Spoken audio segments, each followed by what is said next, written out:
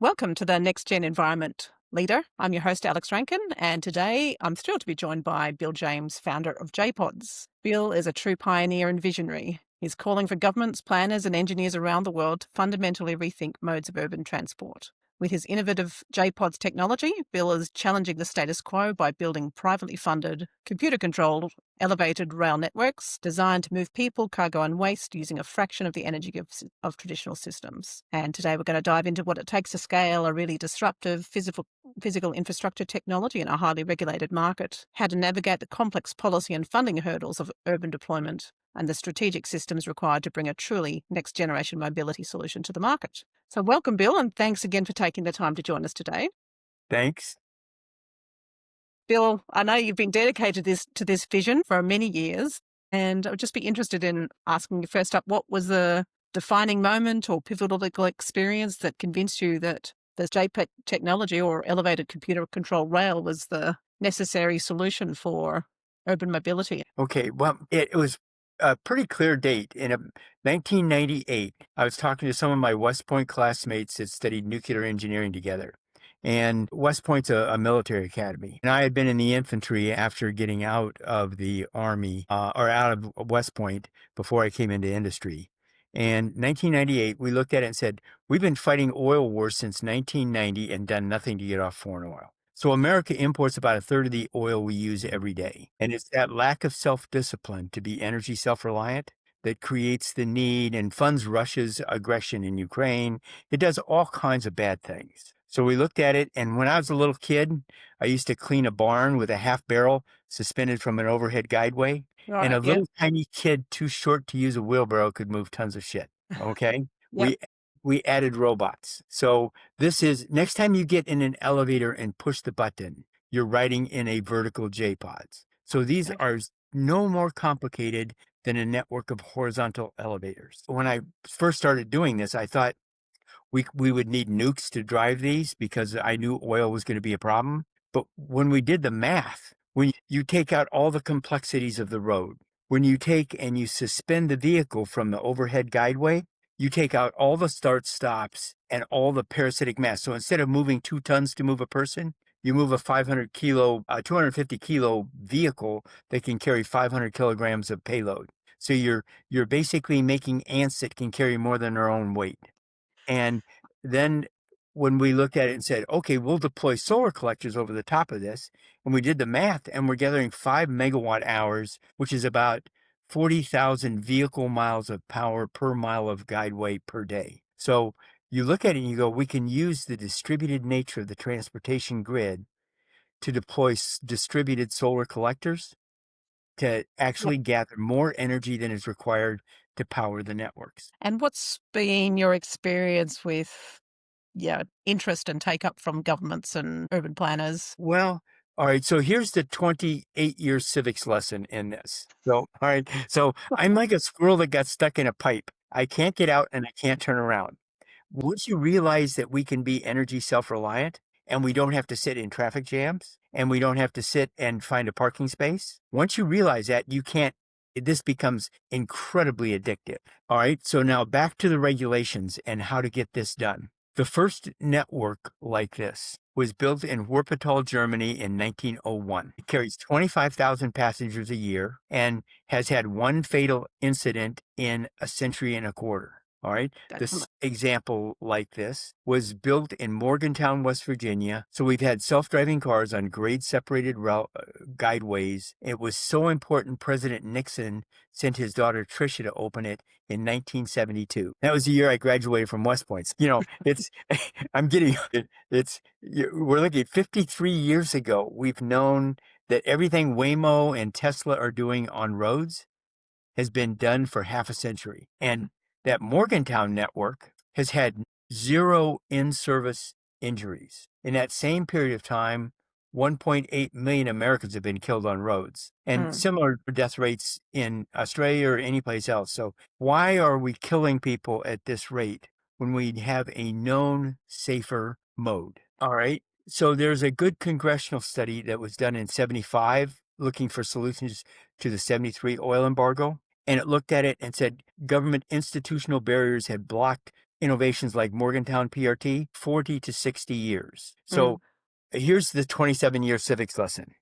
Whenever governments control a sector of the economy, you get a century of rotary telephones or a century of 25 mile per gallon Model T efficiency. So since 1916, when the U.S. federal government first started building highways, 46% of 470 ton mile per gallon railroads have been replaced by 25 mile per gallon roads. Think about railroads, freight railroads. If you were riding on a railroad, it's 188 times more efficient than you driving your car. So if we know we can be 188 times more efficient, why are we sitting in traffic jams? Is it down to, well, people have become now addicted to roads and their own personal pods of No, transport? we're on that.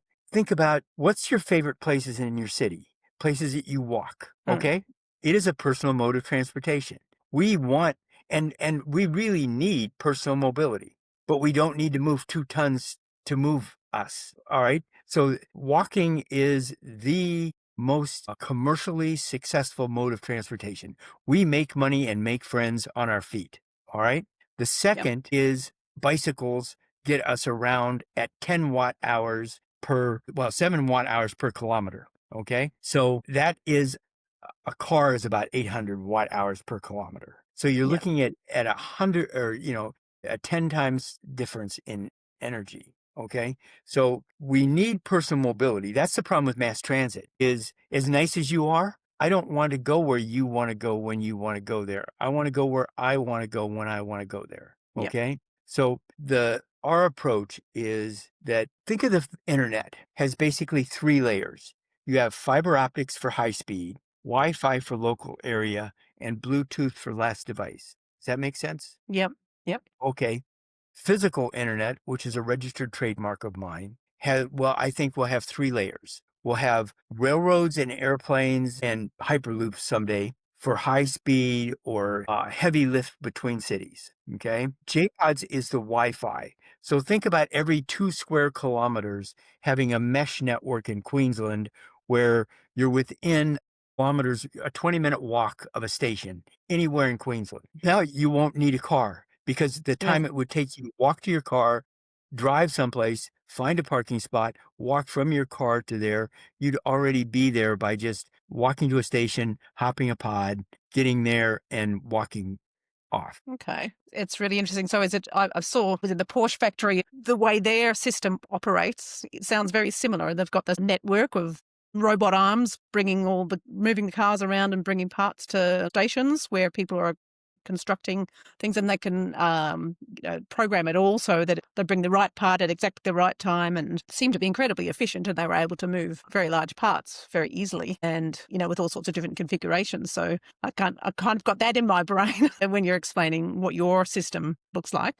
Look at the package sorting robot systems in warehouses. We have been doing this and it's very successful in warehouses. We just Yeah. need to do it on the scale of cities. So with the bit more openness to governments looking at self-autonomous driving vehicles and the changes in the urban transport sphere, is there any governments that are talking to you or Well, yeah, interested in trying to do this type of work? we've actually broken ground in our building in Baghdad right now. Okay. But think about, all right, so let's go back to regulations a minute.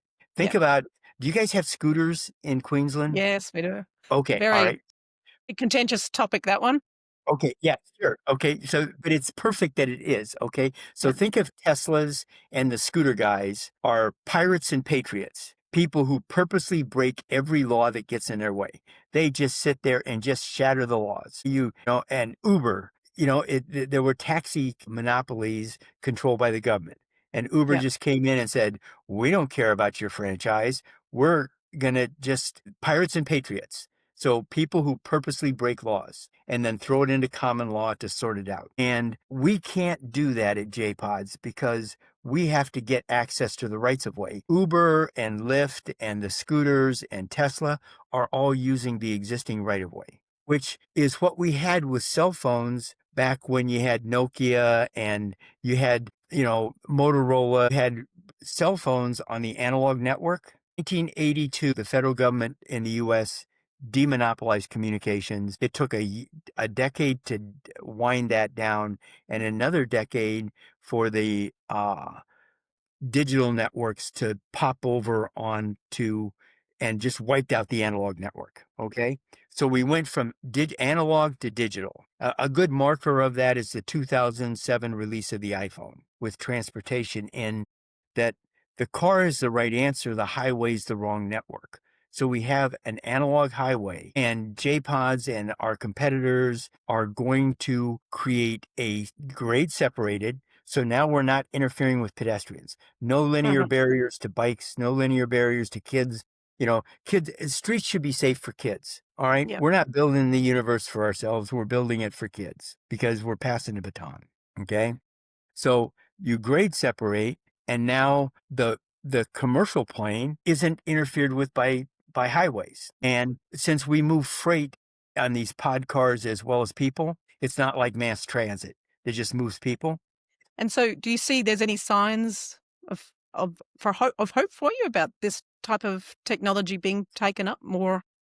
Yeah, so Glideway is one of our competitors, and Bill Gates just put 56 million bucks into them, and they're running all over the world showing their thing, and they just signed an agreement in Dubai. We're building in Baghdad. I got a letter just tonight, an MOU out of India. All right, here's an analogy. I used to work for Honeywell when I first got out of the Army, and we had teletypes in. So for people who don't know what a teletype is, it's an automatic keyboard that types out messages. And we had those for doing anything we were doing with trading partners. All right. We bought a fax machine, and nobody had fax machines. Within 6 months, everybody we did business with anywhere in the world had a fax machine. And now, for people who don't have a fax machine, what a fax machine is, because there are some, it's the way.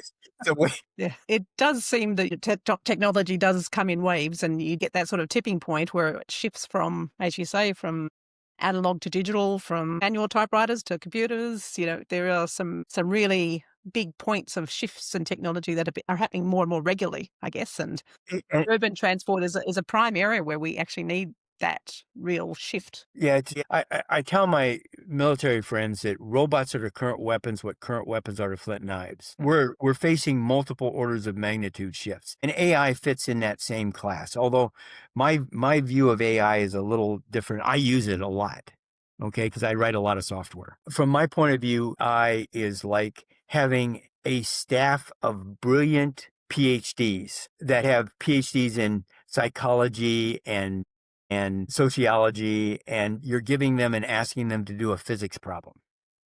Okay. In other words, they are brilliant. They are really smart. They know how to research really well, but sometimes they don't have a practical sense of what it feels like. But if you work if you work the prompts long enough and hard enough, it is just unbelievable how deep the research is. Yeah. And are you using AI at all for what you're doing with JPods in terms of presenting, say, the outcomes of some of your research to provide some compelling cases about stats to different people you're trying to pitch to? Yes, and if you go to jpods.com/AI, there's a prompt for if you could put in to see and put it in for your city to Yep. see what the impact of a JPod network would be in your city. Oh, that's Okay. fantastic. Yeah. So and it took me a week or more to write that prompt and get it so that it didn't come back with silly answers. It will, but a place that it works right now and works really well. It writes code better than I do, and it more correctly than I do. So if I am giving it something and I give it a penetrating question, it can write some really pretty code. Okay. So that aspect of it's really good. I think the application of it to structural designs and stuff like that is going to get pretty interesting, and materials. But I think what we have to do as human beings is we have to upgrade our humanity. And Yeah. we really need to be vigorous and rigorous about how we ask questions and how we train ourselves to continue to be imaginative.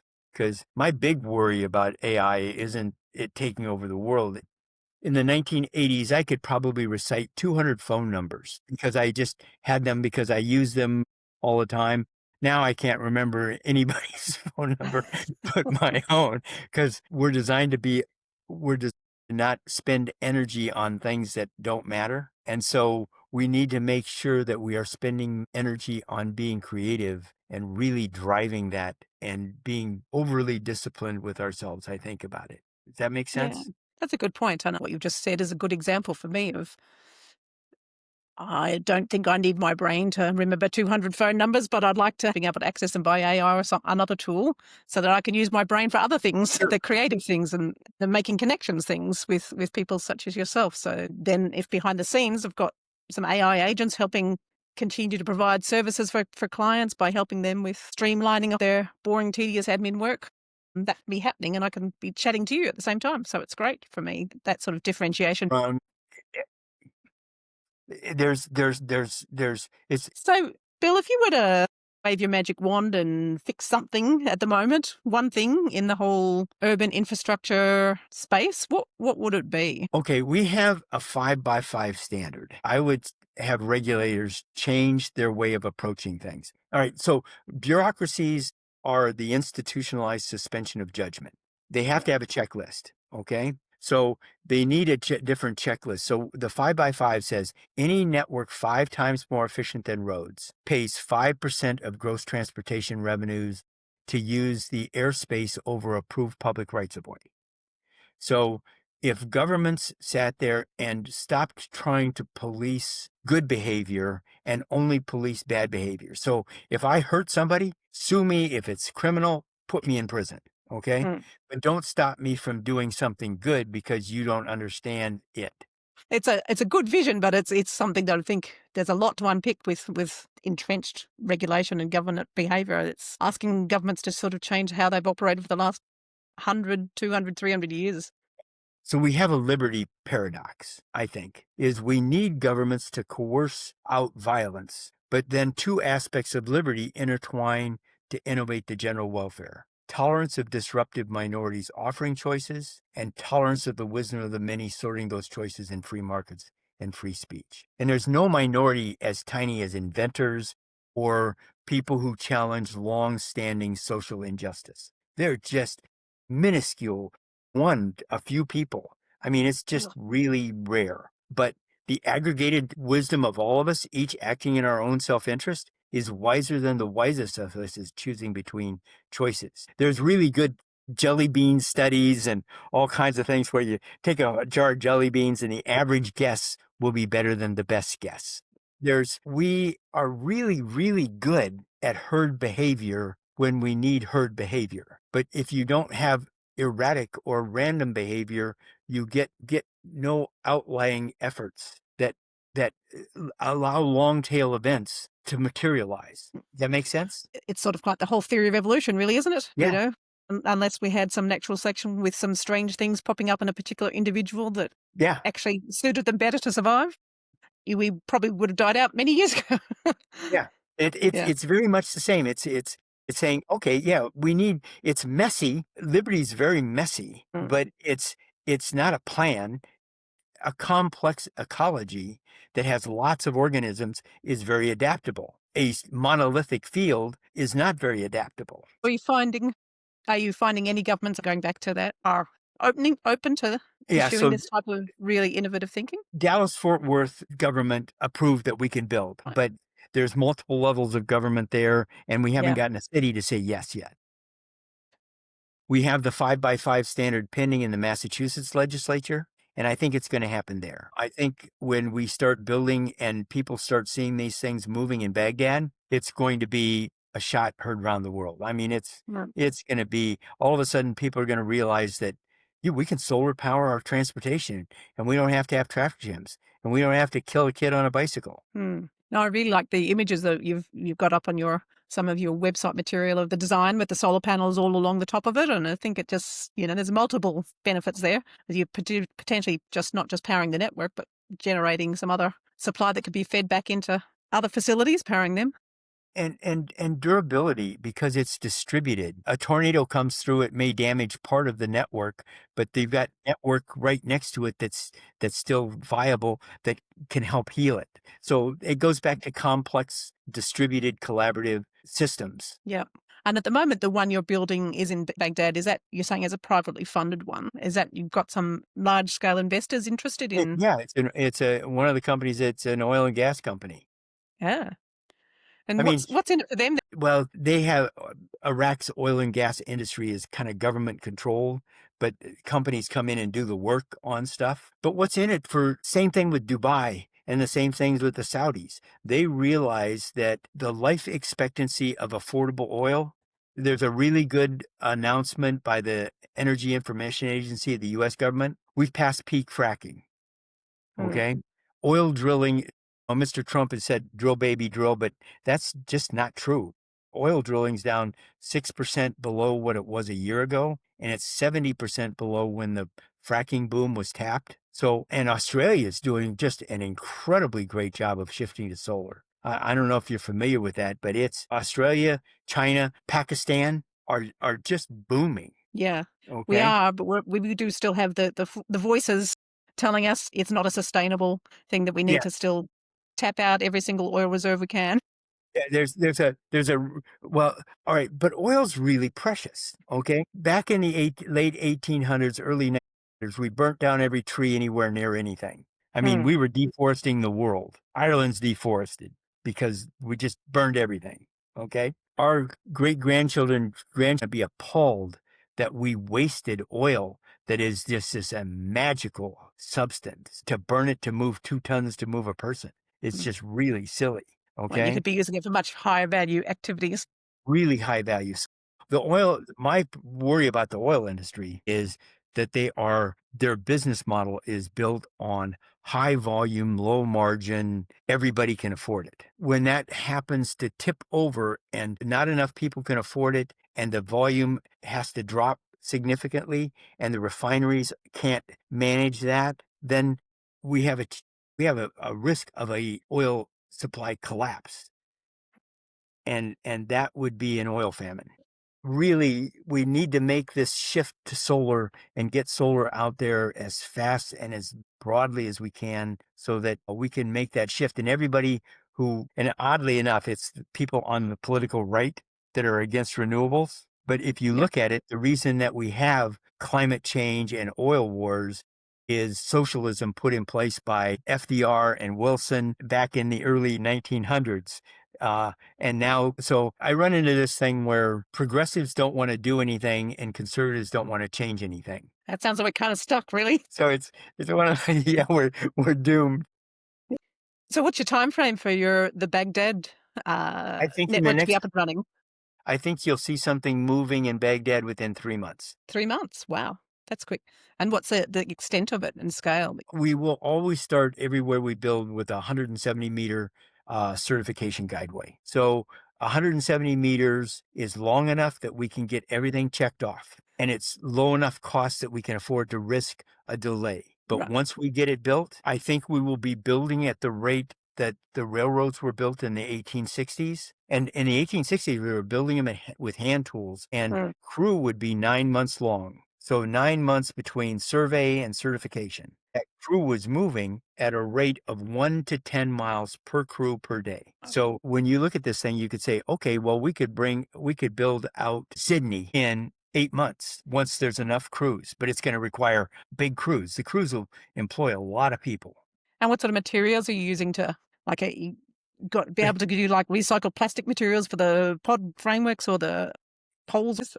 But there'll be a lot of steel and concrete. We're really focused on self-discipline to be self-reliant. So being net zero is everything you use should be able to be reused fairly adequately. And we're a bunch of people. We're passing a baton. I don't want to give my grandchildren a crappy world. And so, would you, in terms of people trying to envisage this happening through Sydney, do you take up road space or take up part of to be able to build No, towers? this is a footprint of about a meter diameter every 30 meters. So it can Right. fit in the side right of way along roads. Okay. Right. And these will start at airport, hotels, to car rental to parking. Okay. They aren't going to go into your neighborhood because there's just too many NIMBYs, just too many resistance. And it doesn't make sense. If I build a mesh network to where you're a your 20-minute walk to a station, that's plenty. You don't need to be any closer than that. Okay. And then I don't have to build as much. So I can build 1 mile of guideway per every 10 miles of road. And when I'm talking miles, we could be talking kilometers the same. It's, but it's, but go back to trash. Okay. So right now you put your garbage out and the government comes in or somebody comes and picks up trash. I think what you're going to see in the future is you'll just take your trash each day and you'll walk and you'll throw it in the trash receptacle at the pod station because it goes away all the time. You don't have big deposits of trash anymore. Okay. And now you start to drive your packaging down to where people are paying attention to, I don't need as much packaging. And we'll see. It's hard to tell how this all plays out, but the more vibrant and the easier it is to handle problems like trash or even water and sewage. So you have sewage pods, water pods. So you take a Mm. place like in some of the developing nations in Africa where they don't have good sewer and water. You just make cassettes that come in and they go into a public facility that now you've got clean water, and the sewage pods, when they fill up, the cassettes just get picked up and moved off. I think it'll start wherever you see large numbers of shuttle vans, airport, hotel to car Mm. rental to parking. That's a really easy market to justify because cars are inconvenient. Fantastic. I'm just thinking about a solution for on the Gold Coast here. We've been trying to put in light rail to link all along the beach part of the highway down to the airport, which is at the moment not serviced by any mass transport. So it's all taxis and private Well, cars. you should help me. I've built that. I've got software anybody can download and design these pod networks, and I built one for Queensland. Ah, there you go. Because, yes, I think we've got all sorts of political problems there with people not wanting that built because it takes up a whole lot of residential area to knock down houses to build the tram lines, and then other people that really want to build it, and it's just we don't have a great solution at all. So I think I have to have a look at what you've come up with there. Right. So the purpose. All right. Think about that, because I really have empathy with people who are getting their property destroyed Mm. by the rights of way. Is the pod networks are so minuscule in their footprint that they can fit inside the existing structure of things without Mm. disrupting other uses. And Mm. you don't want that linear barrier. You want to be able to walk across the streets to your neighbors that you used to know instead of having a right of way go through that breaks and separates neighborhoods. We've probably run out of time. That sounds like a great place to stop there, Bill. I know we could probably talk about this for hours yet.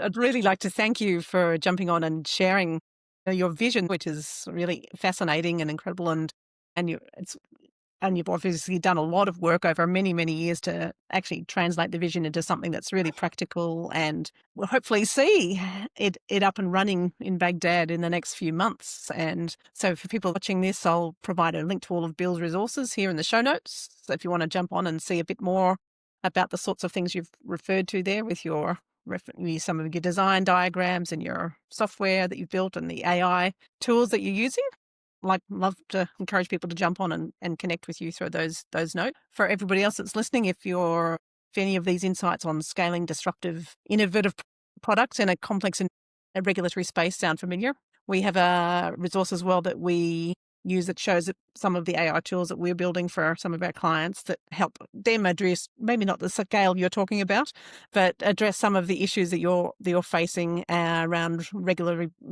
bottlenecks and scaling innovative products in that sort of market. And I'll include a link to that as well in the show notes. So thank you again, Bill. Really appreciate the time, and that's been a really fascinating conversation. And I hope you've enjoyed it too and got something out of it. And You're delightful. Thank you very thank you. much.